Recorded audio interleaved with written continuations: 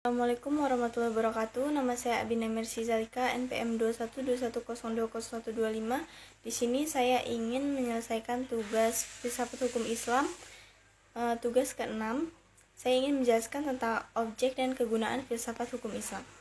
Hukum Islam mengacu pada pandangan hukum yang bersifat teologis, artinya hukum Islam itu diciptakan karena ia mempunyai tujuan. Tujuan dari adanya hukum Islam adalah terciptanya kedamaian di dunia dan kebahagiaan di akhirat. Jadi hukum Islam itu bukan bertujuan meraih kebahagiaan yang fana dan pendek di dunia semata, tetapi juga mengarahkan kebahagiaan yang kekal di akhirat kelak.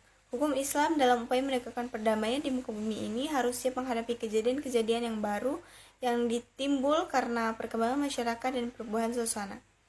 Oleh karena itu, pengkajian filsafat hukum Islam mutlak diperlukan. Keberadaan filsafat hukum Islam akan menegakkan hukum Islam dan memberikan jawaban terhadap tantangan zaman dan merupakan hukum terbaik sepanjang zaman bagi semesta alam.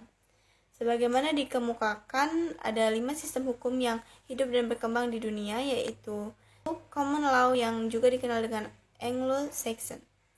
Yang kedua, civil law atau biasa disebut Eropa kontinental. Yang ketiga, custom law. Yang keempat, Islamic law. Dan yang kelima, sistem hukum sosialis komunis. Manfaat studi filsafat hukum Islam adalah 1. Menjelaskan kajian filsafat hukum Islam akan memberikan pengetahuan hukum Islam secara utuh kepada ahli hukum. Yang kedua, filsafat hukum Islam diperlukan untuk pengkajian secara mendalam terhadap hukum Islam. Yang ketiga, untuk mewujudkan yang berkeadilan yang senantiasa sesuai dengan kondisi zaman. Yang keempat, pengkajian filsafat hukum Islam memungkinkan pemahaman Islam secara menyeluruh dengan ilmu-ilmu agama lainnya. Para ahli usul fikih membagi filsafat hukum Islam menjadi 2 rumusan, yaitu 1. Filsafat tasyri, yaitu filsafat yang memancarkan ahli filsafat hukum Islam, menguatkannya dan memeliharanya. Filsafat ini bertugas membicarakan hakikat dan tujuan penerapan Islam.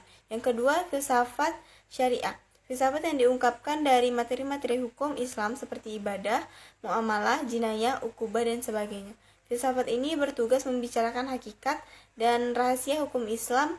Yang termasuk dalam pengembangan filsafat syariah adalah 1. Al-Asrar al-Ahkam, rahasia-rahasia hukum Islam. Yang kedua, Hosa al-Ahkam, ciri-ciri khas hukum Islam.